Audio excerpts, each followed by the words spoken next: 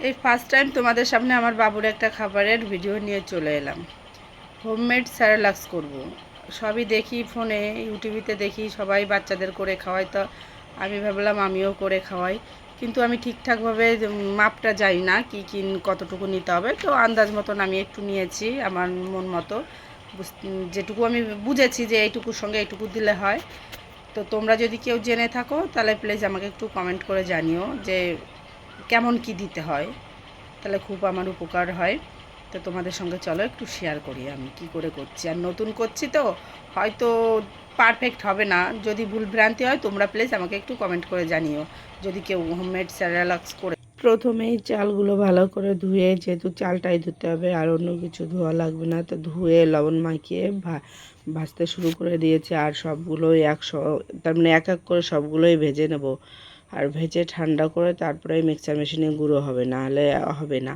আর এইদিকে আমার একটা ভুল হয়ে গেছিলো, তোমরা ভিডিওটা সম্পূর্ণ দেখতে থাকো, ভুলটা কোথায় হয়েছে বুঝতে পারবে।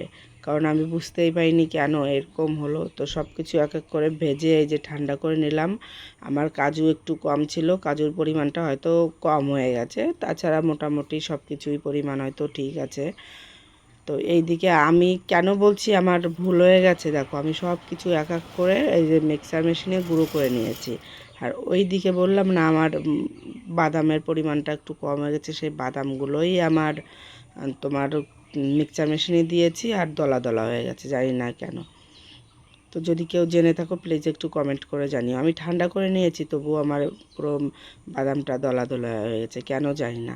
এদিকে মিক্সার মেশিনের আওয়াজে আমার ছেলে ঘুমোচ্ছিল, ও উঠে গেছে আর ওর দিদি গিয়ে ঘুম পাড়ানোর চেষ্টা করছে, এত আওয়াজ হচ্ছিল তাই। আবার মেয়ে আমাকে বলছে, মা আমিও একটু তার মানে মিক্সচার মেশিনে বাদামগুলো দিই, তুমি আমাকেও একটু ভিডিও করে দাও। আমি বলছি ঠিক আছে কর, অসুবিধা নেই।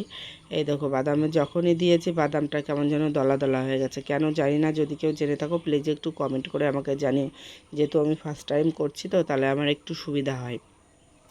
আর সবগুলো ভালোভাবে হয়েছিল, গুঁড়োটা ভালোই হয়েছিল। সব কিছু একসঙ্গে যে গুঁড়ো করে এই যে মেশাবো এখন।